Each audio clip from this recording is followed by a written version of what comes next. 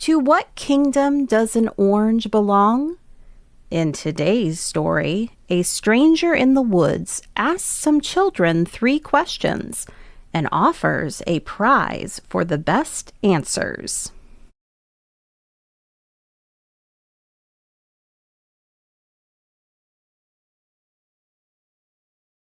Let's look at the vocabulary and key places for our story. Take a moment to talk or think through the vocabulary and find today's story on the map.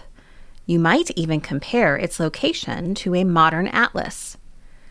If you have the lesson guide, now is a good time to pause, fill in the words you already know on the vocabulary page, and grab your blank map.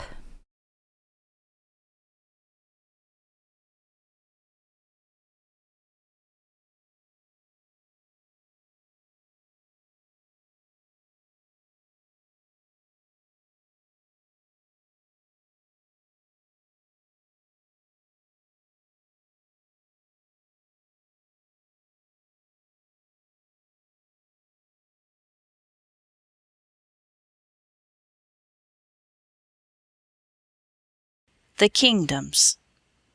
There was once a king of Prussia whose name was Frederick William.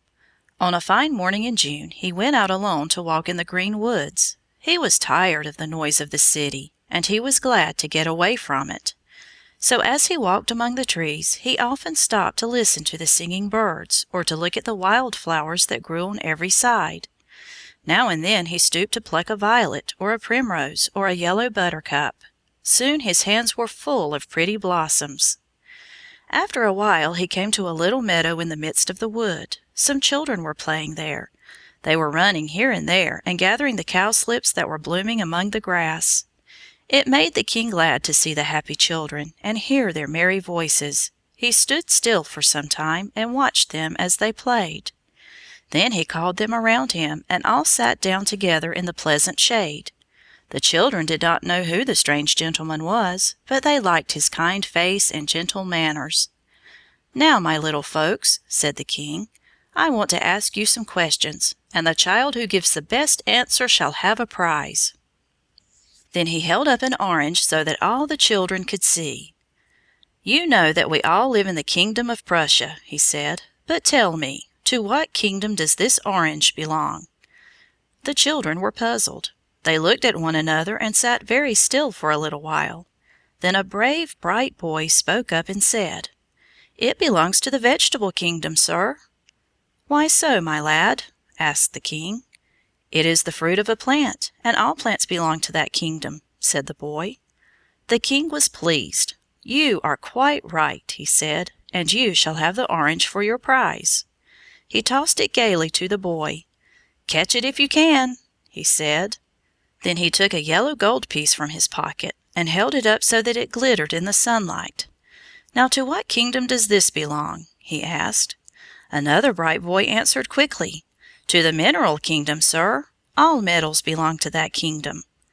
"That is a good answer," said the king. "The gold piece is your prize."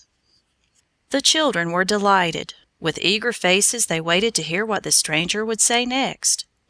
"I will ask you one more question," said the king, "and it is an easy one." Then he stood up and said, "Tell me, my little folks, to what kingdom do I belong?" The bright boys were puzzled now. Some thought of saying, "To the kingdom of Prussia."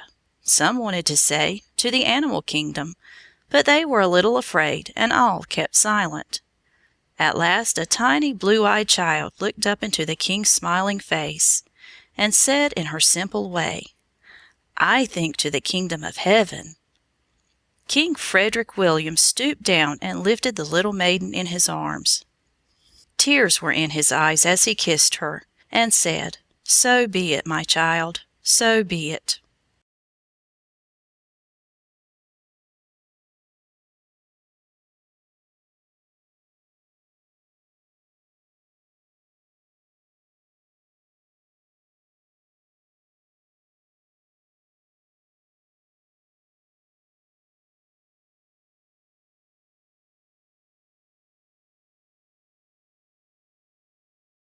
So what was the last answer?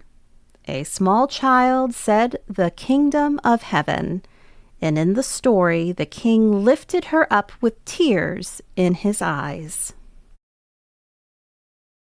We do the planning. The books come alive. Your child does the learning. See you next time.